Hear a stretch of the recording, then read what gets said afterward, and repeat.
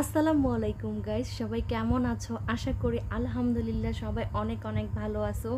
তোমাদের দোয়ায় আমিও অনেক ভালো আছি।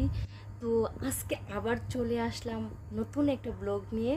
তো আজকে কিন্তু আমি খুবই ছোট একটা ব্লগ করব। আমার শরীরে অতটা ভালো না, অতটা শক্তিও নাই যে আমি তোমাদের সাথে কথা বলবো।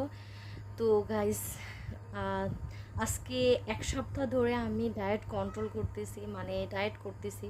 এক সপ্তাহ বেশি হয়ে যাবে, এর জন্য একটু শরীরটা একটু দুর্বল দুর্বল লাগে। আমি প্রতিদিন এখন আর ব্লগ ভিডিও দিতে পারি না। তো তোমরা কিন্তু আমার ভিডিওগুলো একটু সাপোর্ট করো, ব্যাস এতটুকুই তোমাদের কাছে আমার।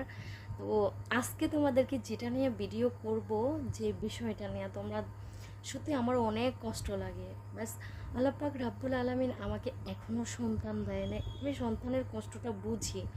যদি কোনো বাচ্চার যদি কোনো বাচ্চাদের দেখি যে কষ্ট হয় বা কষ্ট করে খায়, কাজ করে খায়, মানে আমার ভীষণ কষ্ট লাগে বলার বাহিরে। তখন আমি সহ্য করতে পারি না, আমি এতটা কষ্ট পাই তোমাদেরকে আমি বলতে পারবো না। কারণ দেখা গেছে কি, আমি আজকে 14টা বছর ধরে সন্তান ছাড়া আমি কষ্ট করতেছি। আমি এখনো মা ডাক শুনতে পাই না, এটা আমার অনেক বড় একটা কষ্ট। বাস তোমরা হয়তো বুঝতে পারবা আজকে, মানে যে মানে ভীষণ কষ্টের কথাগুলো তোমাদের সাথে বললাম, যে একটা মেয়ে সন্তান ছাড়া তার লাইফটা কিভাবে একা একা কাটায়, অনেক কষ্ট হয়। বাস একমাত্র সাপোর্ট করে আমার লাইফটা আমি একটু সুখে থাকি, একটু ভালো থাকি, শুধুমাত্র আমার হাজবেন্ডের জন্য। ওর জন্যই আমি একটু সুখে থাকি, ওর জন্য আমি একটু হাসি খুশি থাকি, ওর জন্যই আমার সন্তান না থাকার কষ্টটা আমি ভুলে থাকি। বাস এতটুকুই। তোমরা সবাই আমাদের জন্য দোয়া করবা, আমার স্বামীর জন্য দোয়া করবা, আমার জন্য দোয়া করবা। তো সবাই এটাই। তো দেখতে থাকো আমার ভিডিওগুলো।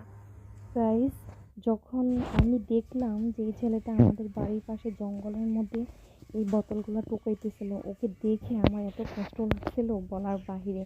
ওকে দেখে আমার কান্না চলে আসছে। ওকে আমি ডাকছি, ছোট মানুষ তো, ভাবছি যে কি জন্য না কি জন্য ডাকি বা বকা দেই কিনা, যে ওইখান থেকে হাবি জাবি টোকাই, ও আর আসে নাই। কিন্তু ওকে দেখে আমার অনেক মায়া লাগছে, অনেক মায়া লাগছে। কার কার এরকম বাচ্চাদের মায়া লাগে একটু বলো আমার, প্লিজ কমেন্টে তোমরা বইলো কিন্তু। আমার তো সন্তান নাই, ছোট ছোট বাচ্চাদের যখন এরকম কষ্ট করতে দেখি তখন আমার অনেক কান্না চলে আসে। আমি বলে বোঝাইতে পারবো না কতটা কষ্ট লাগে।